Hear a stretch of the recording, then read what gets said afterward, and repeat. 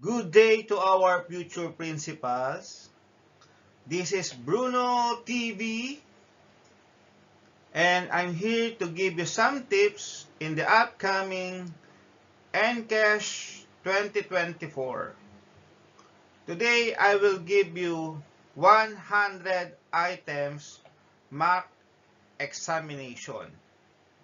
Again, for each question, I will give you 5 seconds to answer.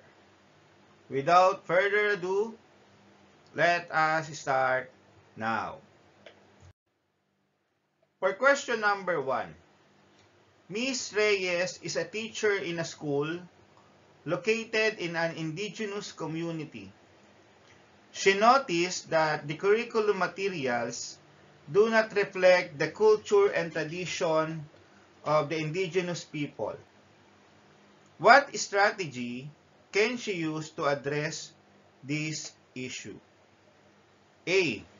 Contextualization. Letter B. Localization. Letter C. Indigenization. Letter D.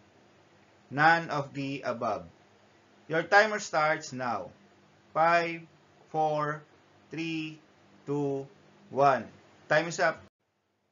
The correct answer is letter C. Indigenization. For question number 2, Mr. Garcia is a school head in a school located in a low-income area. He noticed that some students struggle with the curriculum materials due to language barriers. What approach can he use to address this issue? A. Contextualization. Letter B. Localization. Letter C. Indigenization. Letter D. Language localization. Your timer starts now. 5, 4, 3, 2, 1. Time is up. The correct answer is letter D. Language localization. Before we proceed to our next question, please don't forget to subscribe Bruno TV. Our next video is part 2 of our 100 mock test. Thank you. For question number 3, Miss Hernandez is a teacher in a school located in an urban area with a diverse population. She noticed that some students are not able to relate to the curriculum materials due to their cultural background. What approach can she use to address this issue? Letter A. Contextualization. Letter B. Localization. Letter C. Indigenization. Letter D. Multicultural education. Your timer starts now. 5, 4, 3, 2, 1. Time's up. The correct answer is letter A. Contextualization. For question number 4, what is the objective of the Enhanced Basic Education Act of 2013 or Republic Act number 10533? Letter A.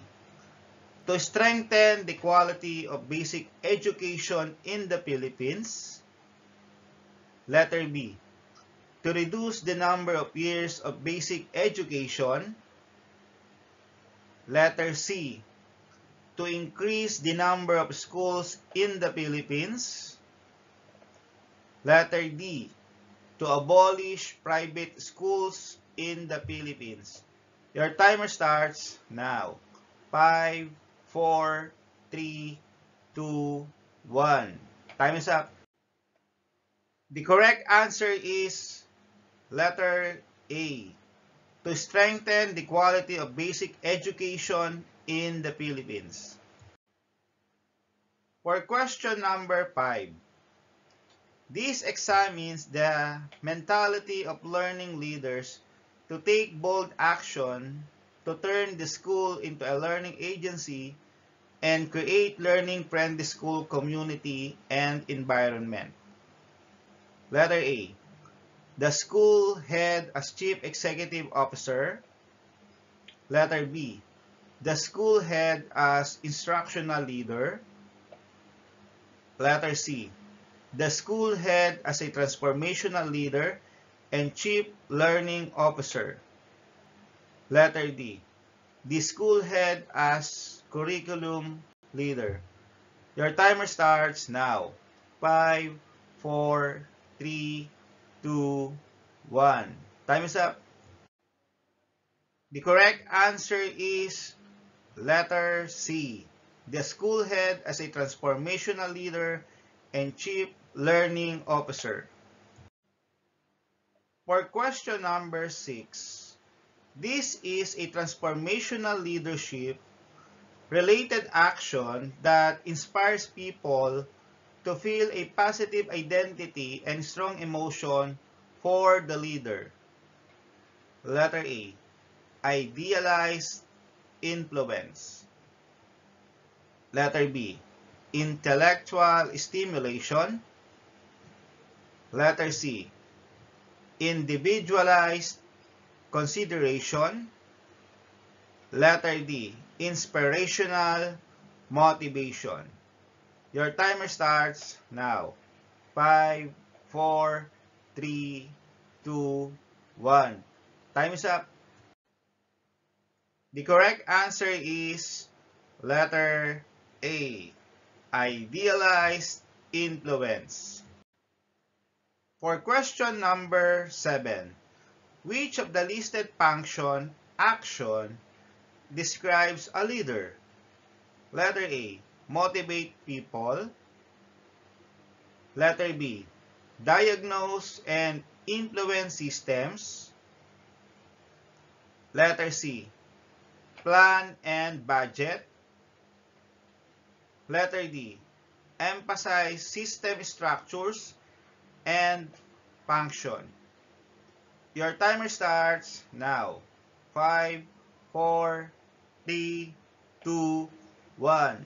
Time is up. The correct answer is letter A. Motivate people. For question number 8, a school principal's job is undoubtedly a difficult one. Too many groups, teachers in particular, have standards as to what school principals can deliver or accomplish, and what are they? Letter A. High principled and public-minded. Letter B. In matters of justice and uninspiring, model the final arbiter.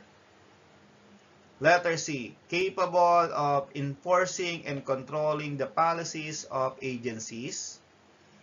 Letter D.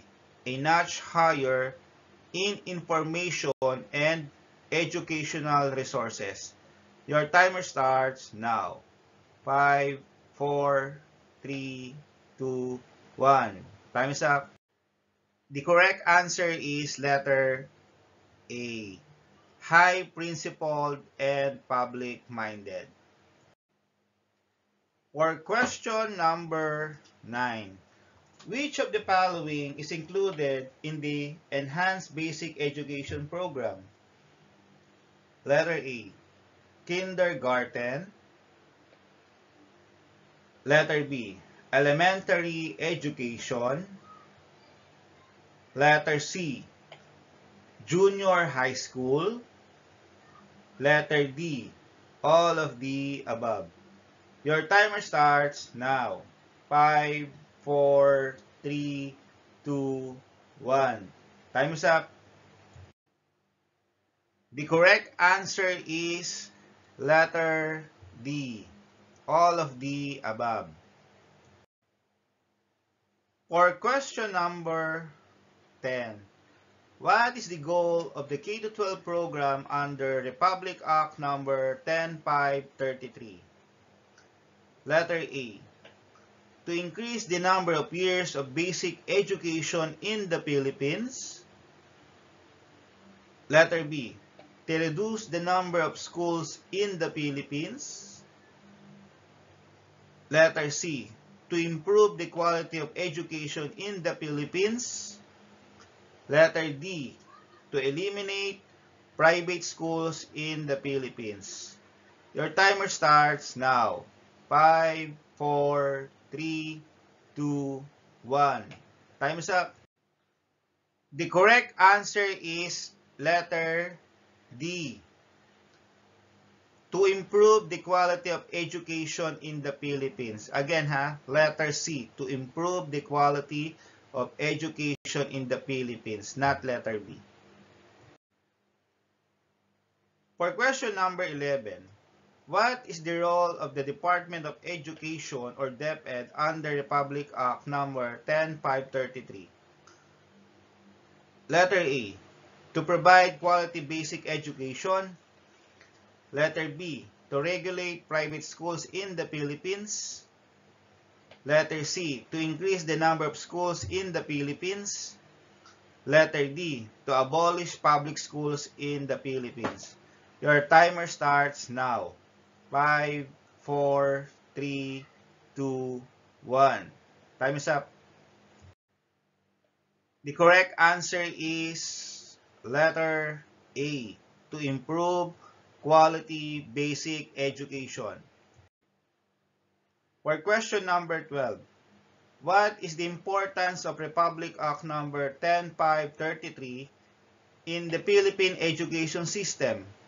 Letter A. It addresses the quality and accessibility of basic education. Letter B. To reduce the number of years of basic education. Letter C. It promotes the privatization of education in the Philippines. Letter D. It restricts access to education for the marginalized sector. Your timer starts now. 5, 4, 3, 2, 1. Time is up. The correct answer is letter A. It addresses the quality and accessibility of basic education. For question number 13, Mr. Biden is a high school principal handling a large. He makes decisions on his own without consulting his department heads. He communicates right away to his teachers those decisions and expects prompt implementation. What leadership style is he showing? Letter A. Democratic leadership. Letter B. Transformational leadership. Letter C. Autocratic leadership. Letter D. Strategic leadership. Your timer starts now. 5, 4, 3, 2, 1. Time's up. The correct answer is letter C, autocratic leadership. For question number 14, Mrs. Iana provides authority to her teachers. They are allowed to work as they choose with little or no interference. She is showing blank. Letter A, autocratic leadership. Letter B, democratic leadership. Letter C, transactional leadership. Letter D, laissez-faire leadership. Your timer starts now. 5, 4, 3, 2, 1. Time is up. The correct answer is letter D, laissez-faire leadership. For question number 15, the following differentiates managers from leaders. Which one is incorrect? Letter A. Managers ensure participation of people. Leaders motivate and inspire. Letter B. Managers look into daily operations. Leaders provide overall direction. Letter C. Managers maintain and sustain. Leaders create policies and guidelines. Letter D. Managers ask how and when. Leaders ask what and why. Your timer starts now. 5, 4, 3, 2, 1. Time is up. The correct answer is letter C. Managers maintain and sustain. Leaders create policies and guidelines. Question number 16. The type of authority that can defy the unity of command principle is letter A. Line authority. Letter B. Staff authority. Letter C. Functional authority. Letter D. Decentralized authority. Your timer starts now. 5, 4, 3, 2, 1. Time is up. The correct answer is letter C. Functional authority. For question number 17. The SDS found out that the teachers in a certain school work in isolation and felt there is a need to end such situation. What function should the school principal consider? A. Planning. B. Controlling. C. Communicating. D. Organizing. Your timer starts now. 5, 4, 3, 2, 1. Time is up. The correct answer is letter C. Communicating.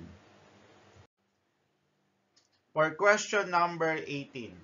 As a school principal, Mr. Johnson wants to promote constructivist pedagogy among his teachers. Which of the following strategies would be most effective? Letter A. Encouraging teachers to use lecture-based teaching approach. Letter B. Providing teachers with opportunities for professional development in constructivist pedagogy. Letter C. Emphasizing the importance of rote memorization in the classroom. Letter D. Discouraging student participation in the learning process. Your timer starts now. 5, 4, 3, 2, 1. Time is up. The correct answer is letter B. Providing teachers with opportunities for professional development in constructivist pedagogy. For question number 19. According to John Piaget's theory of cognitive development, children construct knowledge through which of the following process? Letter A. Social interaction and collaboration with peers. Letter B. Repetition and memorization of information. Letter C. Passive absorption of information from authority figures.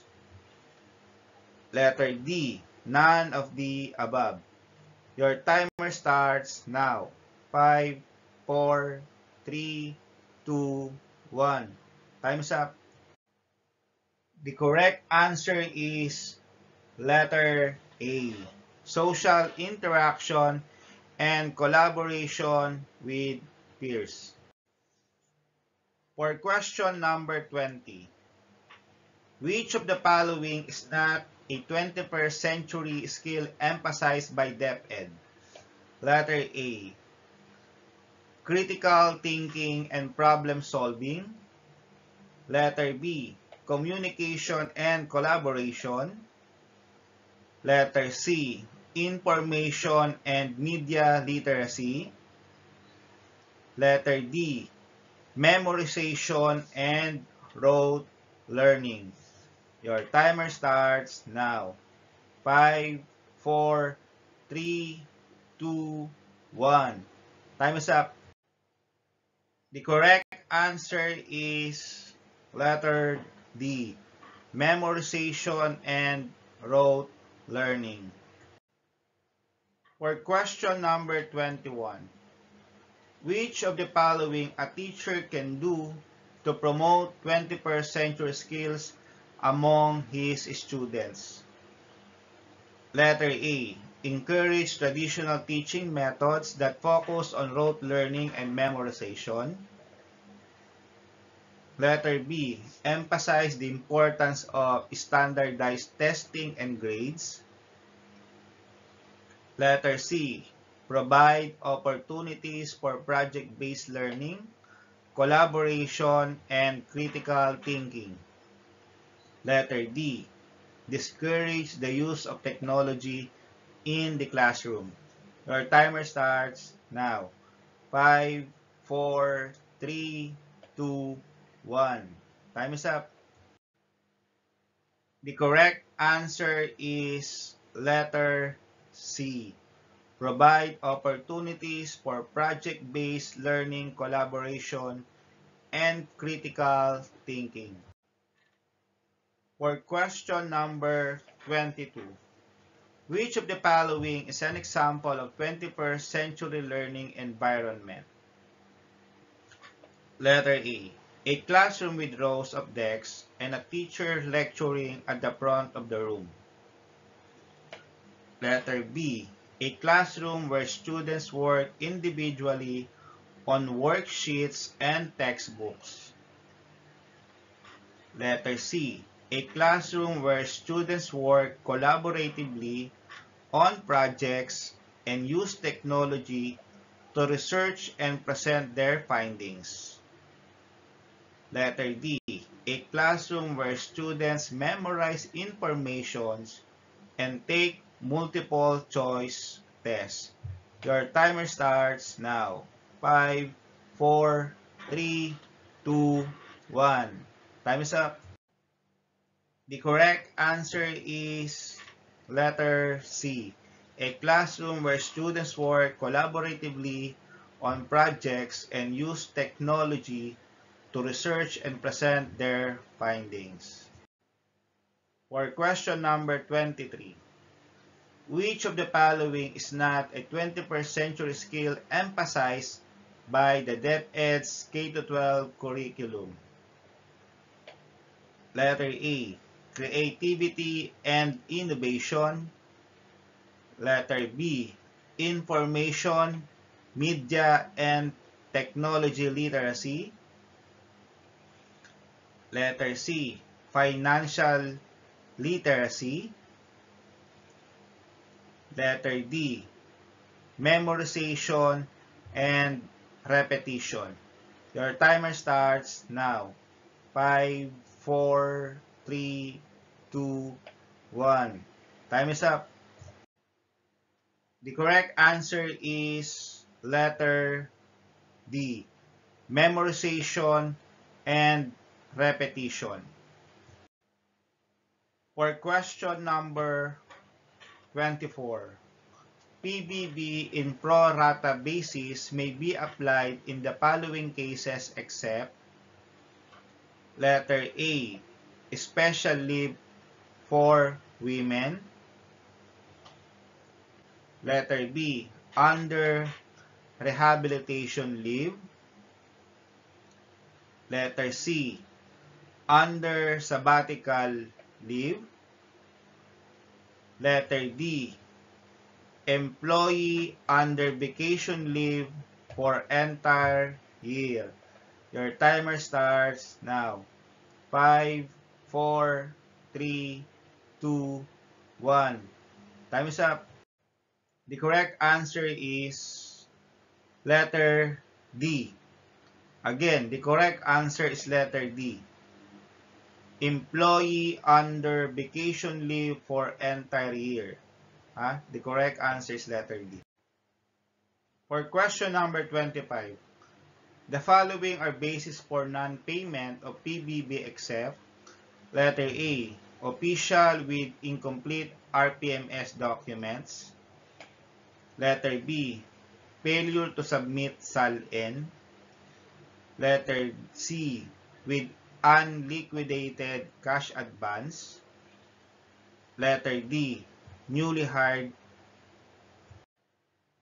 The correct answer is letter A, official with incomplete RPMS documents.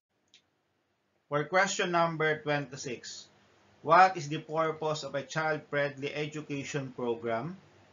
The school has a policy against discrimination with respect to ethnicity, ethnic heritage, socioeconomic class, religious views, among others. Letter A, encourage the interest of children in school and society. Letter B, encourage completion and registration. Letter C, ensuring high academic achievement and progress for children. Letter D, ensuring safe and secure places for children. Your timer starts now. 5, 4, 3, 2, 1. Time is up. The correct answer is letter D, ensuring safe and secure places for children. For question number 27, a school can be considered child-friendly if, but for one, it manifests all of the following traits. Letter A, accept plurality, practice tolerance, and overcome conflicts as they respect the interests of others. Letter B, when it encourages them to become members of their culture and society who are responsible and efficient. Letter C, if, for whatever cause, it prohibits any kind from enrolling and attending classes. Letter D, if an organization acknowledges and supports the range of children's rights. Your timer starts now. 5, 4, 3, 2, 1. Time is up. The correct answer is letter C. If, for whatever cause, it prohibits any kind from enrolling and attending classes. For question number 29, referring to mobilizing community support for education in Goal 7 of a child-friendly school, which is not true of the following. Letter A, your school invites parents to discuss the learning experiences and progress of their children with their teachers. Letter B, your school requires the people of the community to raise learning funds and resources. Letter C, in order to identify children who are physically or sexually abused or are made to do hard physical labor, school coordinates with barangay institutions. Letter D, in conducting literacy programs for illiterate parents, your school takes the lead. Your timer starts now. 5, 4, 3, 2, 1. Time is up. The correct answer is letter B. Your school requires the people of the community to raise learning funds and resources. For question number 30, what is the purpose of the Results-Based Performance Management System or RPMS in DepEd? Letter A, to evaluate the performance of teachers and school heads. Letter B, to replace the teacher performance evaluation systems with a new one. Letter C, to implement a ranking system for teachers and school heads. Letter D, to increase workload for teachers and school heads. Your timer starts now. 5, 4, 3, 2, 1. Time is up. The correct answer is letter A, to evaluate the performance of teachers and school heads.